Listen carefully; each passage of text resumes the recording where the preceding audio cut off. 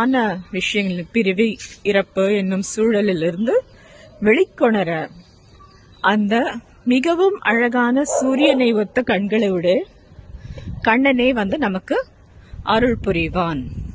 அவனுடைய கண்கள் ரெட்டிஷா இருக்கிறதுனால சூரியன் மாதிரி இருக்கும். ஆனா அவன் பிறந்ததே என்ன ரோஹிணி நட்சத்திரம்.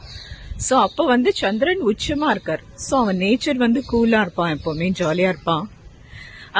ஆனா கண்கள் சூரியன் போல ரெட்டிஷா இருக்கும். தாயாரை பார்ப்பதாலும் அந்த ரெட்டிஷ்னஸ் இருக்கும் அவன் கண்ணுல. எப்போதும் லக்ஷ்மியை நோக்கி கொண்டிருப்பவன். இந்த இடத்துல லக்ஷ்மி ஆகிய ருக்மிணி எம்பிராட்டினும் நம்ம எடுத்துக்கலாம்.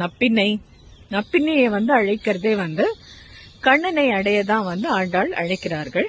சோ இது மாதிரி நம்ம புரிஞ்சு வாருங்கள் பெண்களே, அந்த கண்ணனுடைய அந்த நாராயணன் மட்டுமே நமக்கு